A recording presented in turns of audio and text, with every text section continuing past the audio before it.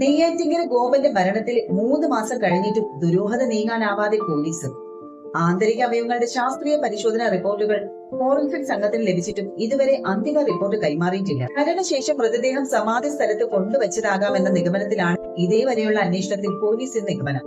നെയ്യാറ്റിങ്കര ഗോപൻ സമാധിയായെന്ന് ഭാര്യയുടെയും മക്കളുടെയും വെളിപ്പെടുത്തൽ ഏറെ വിവാദവുമായിരുന്നു.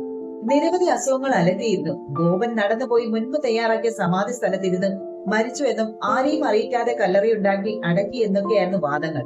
വിവാദങ്ങളെ തുടർന്ന് കല്ലറ തുറന്ന് മൃതദേഹം പുറത്തെടുത്ത് പോസ്റ്റ്മോർട്ടം നടത്തിയെങ്കിലും മരണകാരണം ഇന്നും ദുരൂഹമായി തുടരുന്നു. മൃതദേഹത്തിലുണ്ടായ മുറിവും ക്ഷതവും മരണകാരണമല്ല എന്നാണ് പ്രാഥമിക വിലയിരുത്തൽ. കല്ലറയ്ക്കുള്ളിൽ നിറയെ ഭസ്മം നിറച്ചിരുന്നു. ഈ ഒരു ഭസ്മം ശ്വാസകോശത്തിലേക്ക് പോയിട്ടുമില്ല. മൃതദേഹം അഴുകിയതിനാൽ മരണകാരണം വ്യക്തമാകണമെങ്കിൽ ആന്തരിക അവയവങ്ങളുടെ രാസപരിശോധനാ ഫലം വരണമെന്നായിരുന്നു. ആന്തരിക അവയവങ്ങളുടെ പരിശോധനാ റിപ്പോർട്ട് ഫോറൻസിക് സംഘത്തിന് ലഭിച്ചിട്ട് 1 മാസം പിന്നിടുന്നു. അന്തിമ ഫലത്തിനായി പോലീസ് 2 പ്രാവശ്യം കത്ത് നൽകി.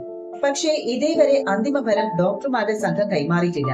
ബന്ധുക്കൾ അവകാശപ്പെടുന്നത് പോലെ നടന്നുപോയി കല്ലറയിൽ ഇരുന്ന് മരിച്ചതാണോ, മരിച്ചതിന് ശേഷം കല്ലറയിൽ കൊണ്ടുവച്ചതാണോ എന്നാണ് ഇനി വ്യക്തമാകേണ്ടത്. ഈ ചോദ്യങ്ങൾക്കാണ് ഉത്തരവും ലഭിക്കേണ്ടത്.